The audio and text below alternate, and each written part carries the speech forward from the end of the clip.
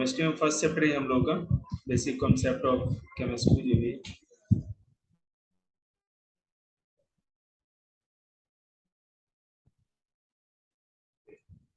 हमारा है कि मास मोल कन्वर्जन, ठीक है, मास मोल कन्वर्जन या mole and gram atomic masses. इसमें क्या है,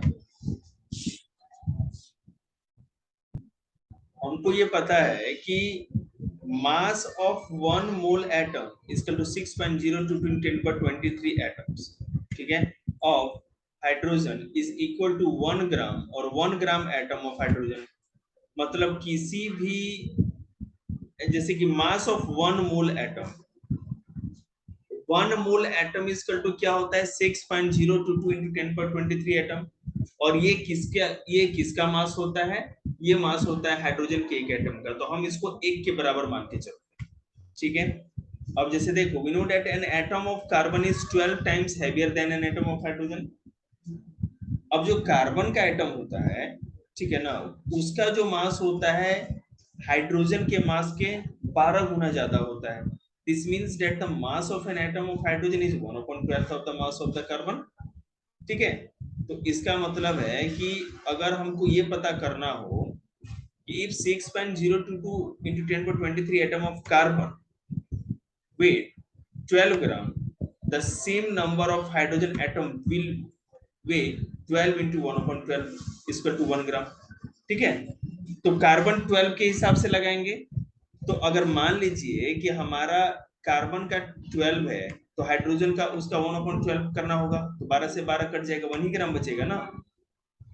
उसी तरह अगर ऑक्सीजन का atomic number sorry, similarly the mass of 6.0 to 10⁻23 atom of oxygen, अगर ऑक्सीजन के इतने एटम की बात की जाए, द मास ऑफ एटम की, ऑक्सीजन के एटम कितने मास की बात करें, sodium and argon are 16 gram, 1 gram atom of hydrogen, एक similar, so 33 gram, 1 gram atom of sodium. अब देखो, इसका मतलब ये हुआ कि 1 ग्राम सोडियम कितने के बराबर होगा, 23 ग्राम। 1 ग्राम आर्गन किसके बराबर होगा, 40 के बराबर, इस तरह से। तो इसका मतलब ये निकला कि मास ऑफ, इसको पूरे को लिखना होगा, इसे समझ में आएगा, फॉर्मूला बता रहे हैं आपको कि मास ऑफ 6.02 × 10⁻23 एटम ऑफ और 1 मोल atom of any element is gram is equal to its gram atomic mass और 1 ग्राम एटम, ठीक है। किसी भी एटम के 1 ग्राम एटॉमिक मास के बराबर होता है, इतने के बराबर होता है किसी का भी। इसको इससे ले सकते कि 1 mole of atom, 1 mole of atom इतना होता है, ठीक है, equal to gram atomic mass of the element, मतलब 1 मोल ऑफ एटम कहो या gram atomic mass of the element, same ही हो गया। तो देखो फिर से इसको और डीपली जाके पढ़ेंगे।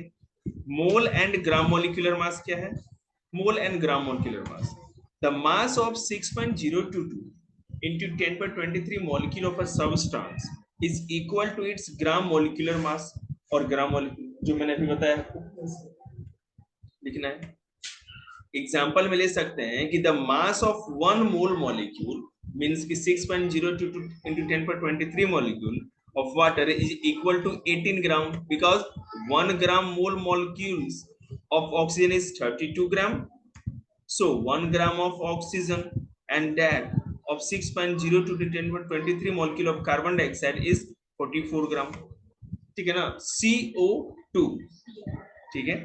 अब देखिए ऑक्सीजन का एटॉमिक नंबर कितना होता है, देखिए वहां पे दिया होगा, वो कहाँ है, 16 होता है ना, खोजिए पहले 16, दिख रहा है आपको,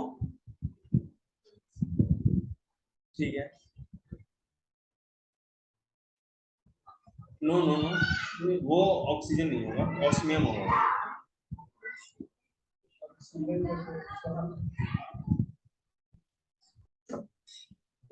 एक मिनट,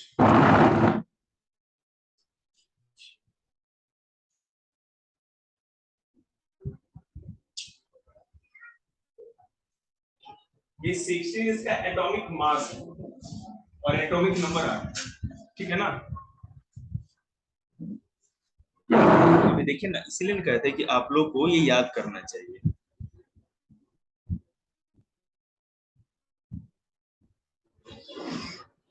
कहते हैं ना आपको, ऑक्सीजन कहाँ है, 16.0 एटॉमिक मास है ना, ठीक है। अब मान लो अगर हम बात करें CO2 की, एक कंपाउंड है ना, कार्बन डाइऑक्साइड की अगर बात कर रहे हैं,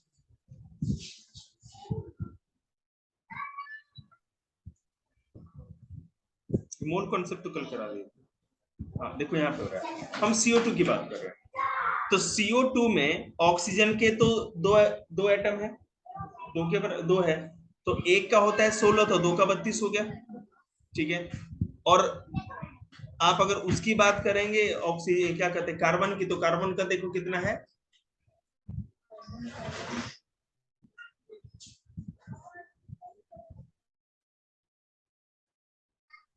कार्बन का 14 है ना।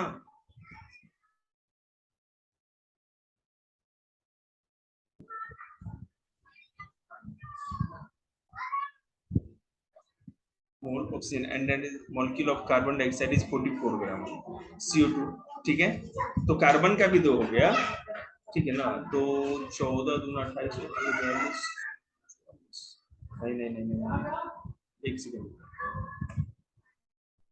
समझाता हूँ, खाना बनवा लिया सब। देखो, the mass of 6.022 into 10 to power 23 molecules of a substance is equal to its gram molecular मास और ग्राम मोलिक्यूल, ठीक है। मतलब ये हुआ कि अगर हम करें कि the mass of 1 mole molecule of water, हम बात करें कि वाटर के 1 मोल मॉलिक्यूल की अगर बात करें तो वो 18 ग्राम, तो किसका हो जाएगा, मोल मॉलिक्यूल ऑफ ऑक्सीजन, ये 18 ग्राम होगा। ये कैसे, 1 ग्राम मोल मॉलिक्यूल ऑफ ऑक्सीजन 32 ग्राम हो गए, एंड जो कार्बन का होगा वो 44 ग्राम होगा। तो इसका मतलब है कि इन दोनों को हम प्लस कर देंगे, दोनों का मास निकालना होगा तो एक तो कार्बन का निकाल देंगे और एक ऑक्सीजन का, और दोनों को प्लस कर देंगे तो दोनों का आ जाएगा ना, कि कार्बन के अंदर कितना ग्राम मतलब कि वो है क्या कहते हैं मॉलिक्यूल है, और ऑक्सीजन के अंदर कितना ग्राम ऑफ मॉलिक्यूल है, किसी तरह कंपाउंड का निकल के आ जाएगा, सबको प्लस कर सकते हैं। आए समझ में। H2O की अगर बात करें, ठीक है ना, अगर H2O की बात करें तो हाइड्रोजन का कितना है, 1 ही होता है, ठीक है, H2O। और ऑक्सीजन का कितना होता है, नहीं भैया तो कहाँ होता है, ऑक्सीजन का भी 16 बताए हैं ना, तो 17 हो गया, ठीक है। अच्छा मतलब 18 होगा, क्योंकि ऑक्सीजन का आपका कितना हुआ है 16, ठीक है। H2O, अब देखो हम बात करें H2O, तो हाइड्रोजन का एक होता है तो 1+1 ये तो 2 हो जाएगा, ठीक है। और ऑक्सीजन का क्या होता है 16 होता है, हो गया ना 18 वाटर का, ठीक है। So 1 mole of molecule is equal to gram molecular mass. Mole concept as applied and ionic compound, देखिएगा जो मोल कॉन्सेप्ट है वो आयोनिक कंपाउंड में भी अप्लाई होता है। काहे था चेहरा निकाल के कुछ रिवीजन कर याद करना,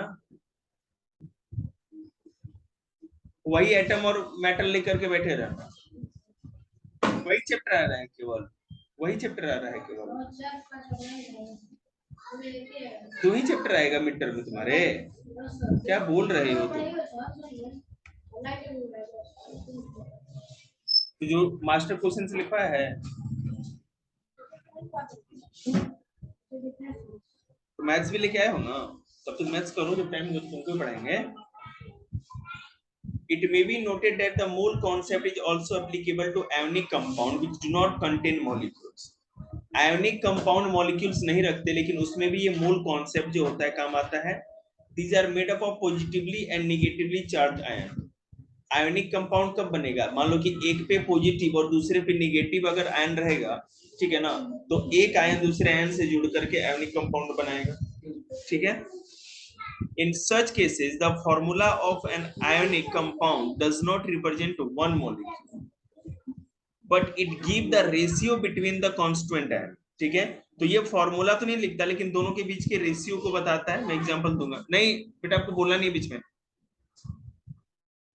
but it gives the ratio between the constituent ions. The term mole is also applied for ionic compound, and 1 mole of formula unit वही रहेगा, means 6.022 into 10 power 23 formula units. The mass of 1 mole formula unit in gram is equal to formula mass expressed in gram or gram formula mass or the of the compound. जो हमने mole concept में मैंने उसमें लगाया था, मतलब 1 मोल के बराबर, ठीक है, किसी भी एलिमेंट या सब्सटेंस या कंपाउंड का जो एक एटम का जो मोल होगा, मॉलिक्यूलर मास जो होगा, ठीक है ना, वो कितने के बराबर होगा? 6.022 10 पर 23। Thus, mass of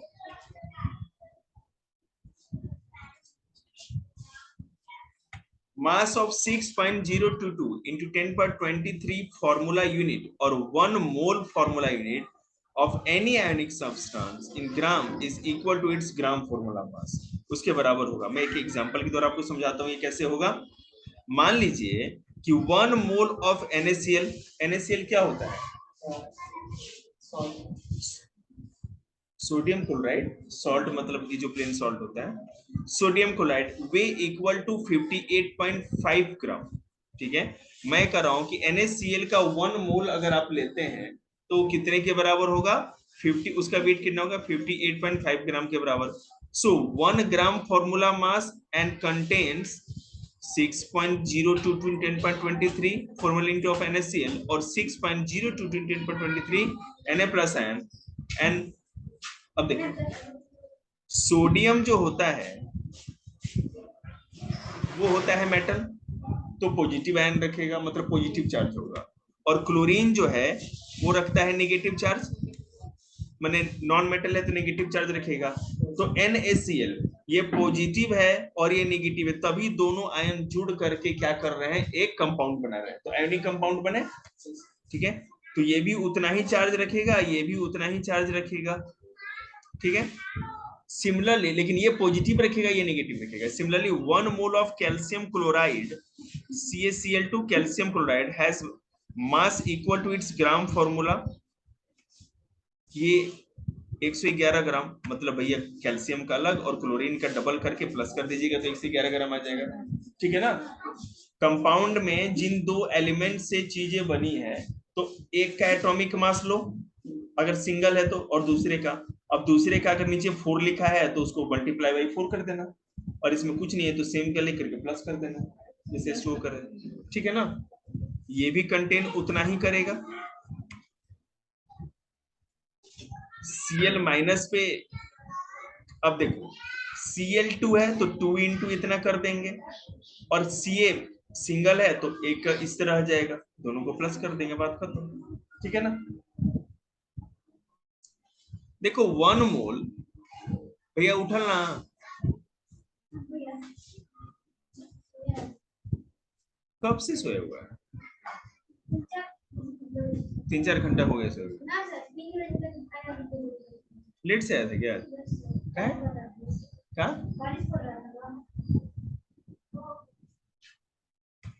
ये भी तो जरूरी है, बारिश में कैसे आएंगे?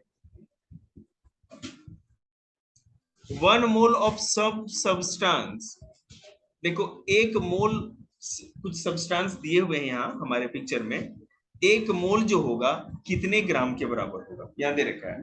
अगर आप आयरन क्लोराइड की बात करें तो 162.4 ग्राम, कॉपर सल्फेट की बात करें तो इतना, एल्युमिनियम की बात करें तो 27 ग्राम, आयरन की बात करें तो 56 ग्राम, सोडियम क्लोराइड 58.5, इस तरह से सारा दे रखा है। कुछ आपके लिए मैंने इंपॉर्टेंट है तो याद रहना चाहिए।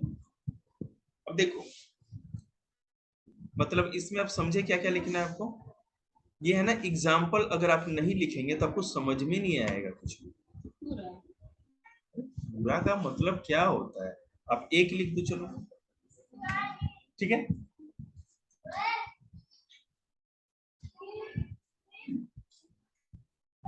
The mass of one mole of a substance is called its molar mass.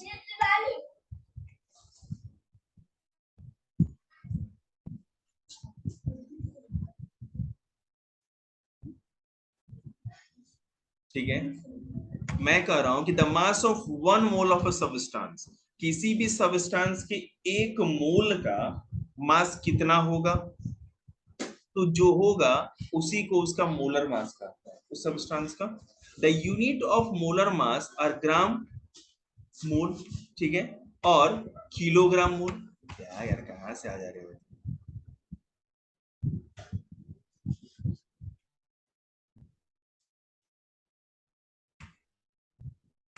ठीक है, या तो ग्राम मोल ऐसे लिख देंगे आप, और नहीं तो किलोग्राम, किलोग्राम में और ग्राम में दोनों में कर सकते हैं। Therefore the molar mass of is mass is equal to atomic mass or molecular mass expressed in gram depending upon whether the substance contain atoms or molecule। Depend ये करता है कि अगर एटम होगा तो हम ग्राम में काम कर लेंगे क्योंकि कम वेट होगा, लेकिन अगर मॉलिक्यूल होगा तो किलोग्राम में करना पड़ेगा। ठीक है ना। We have also learn that 1 mole of a substance contain इतना, एक मोल किसी भी सब्सटेंस का एक मोल इतने के बराबर होता है, इतने पार्टिकल्स उसमें होंगे। Thus, mass of one mole of any substance will be its molar mass, and it's contain these particles of that substance। ठीक है, मोलर मास हो या मास हो, एटॉमिक मास और मोलर मास बिल्कुल अलग नहीं होता, सेम ही चीज है। किसी के एटॉमिक मास में मतलब एक एटम में नंबर ऑफ पार्टिकल कितने होंगे, 6.022 इंटू 10^23, और वही अगर मोलर मास कहा जाए एक सब्सटेंस के एक मोल में कितने पार्टिकल होंगे तो वो भी इतना ही बराबर ही होगा। ठीक है, अगर आप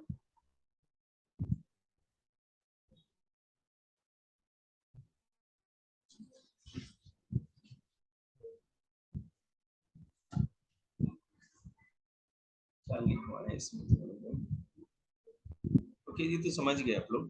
अब जैसे एग्जांपल ले सकते हैं कि for example the molar mass of sodium atom is the mass of 1 mole of sodium atom. मैं कहूं कि molar mass of sodium atom मतलब कि उसके एक सोडियम के एक मोल का मास कितना है, which is 23 gram mole, and it's contain 6.02 to 10.23 sodium atoms। It means similarly the molar mass of water molecule is the mass of 1 mole of water molecule, जो कितना होता है 18 ग्राम के बराबर होता है। कैसे आता है आपको पता ही है, और उसके अंदर भी इतना ही होगा।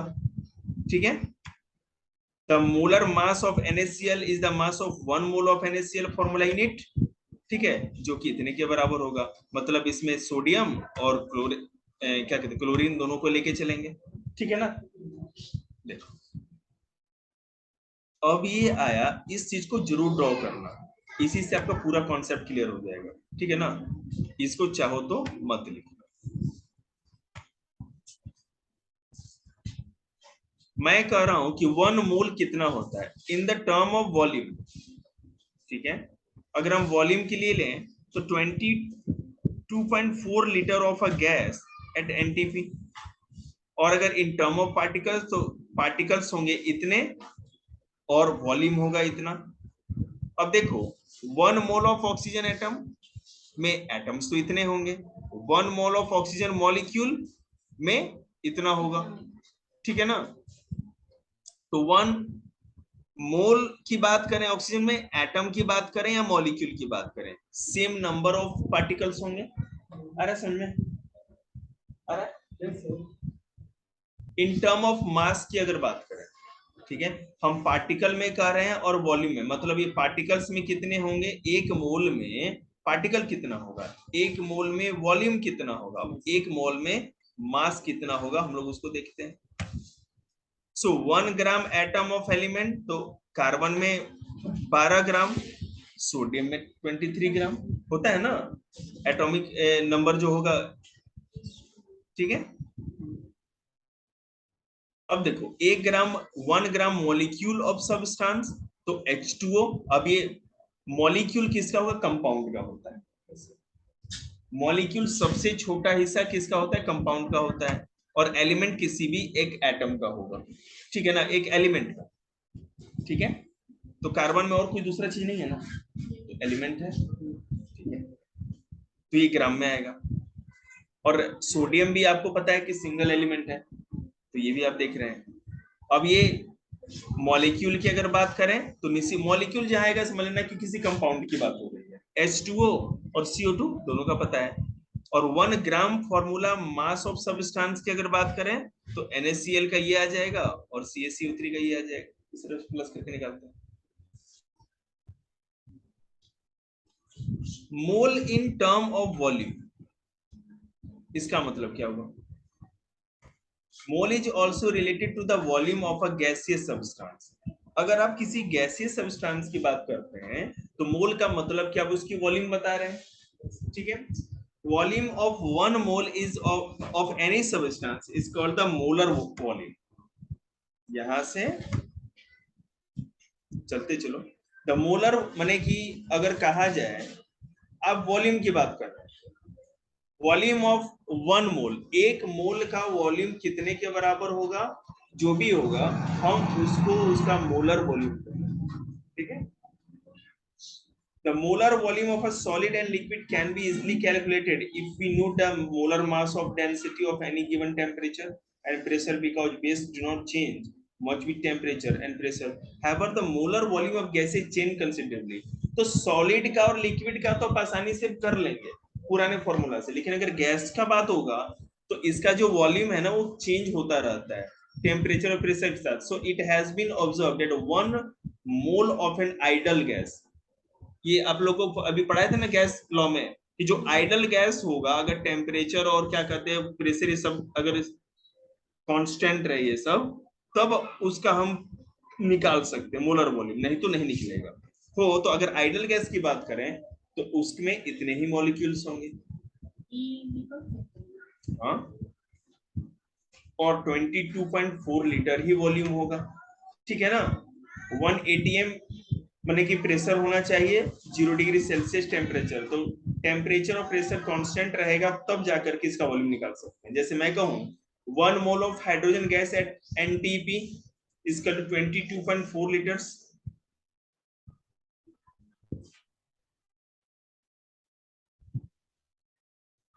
ठीक है, 22.4 लीटर्स। CO2 वो भी 22.4 लीटर्स, ठीक है ना। These provide us with a method to determine molecular masses of gases from experimentally determined density as molar mass is equal to molar volume into density.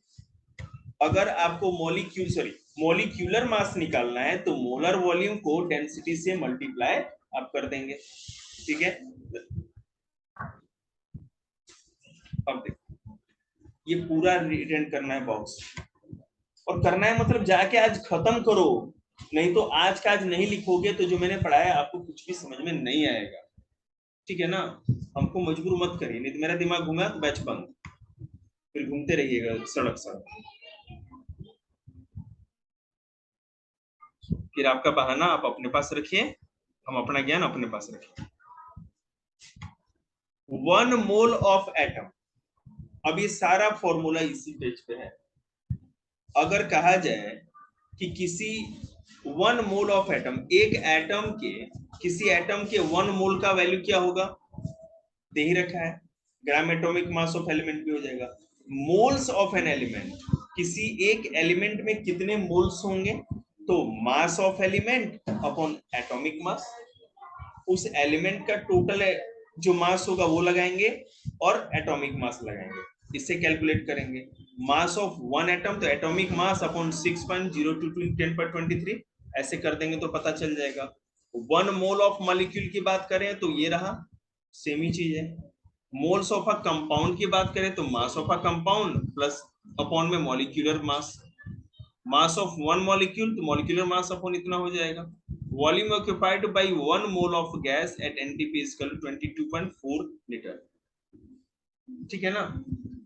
अब देखो यहाँ, देखो नंबर ऑफ मोल्स की अगर बात करें तो multiplied by mass, molar mass, अगर मल्टीप्लाइड अगर कर दिया जाए मोलर मास से, number of moles multiply by molar mass, तो क्या निकल के आ जाएगा, उसका मास ऑफ सब्सटेंस आ जाएगा।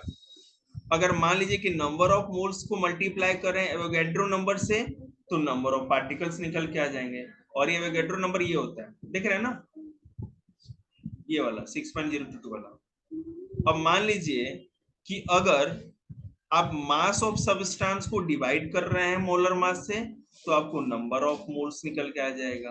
अगर नंबर ऑफ पार्टिकल को डिवाइड कर रहे हैं एवोगैड्रो नंबर से, तो आपको नंबर ऑफ मोल्स निकल के आ जाएगा। ठीक है ना।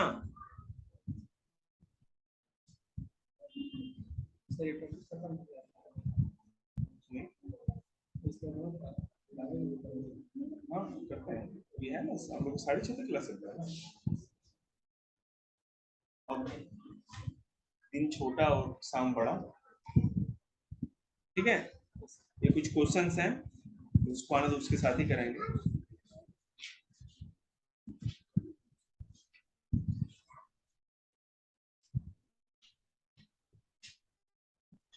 यही तुम्हारे इस वाले चैप्टर में यही मेन आएगा, यही।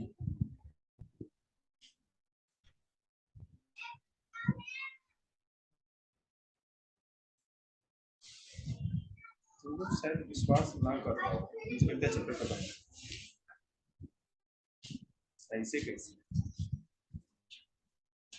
देखते हैं कि और क्या क्या है तुम्हारे सिलेबस में।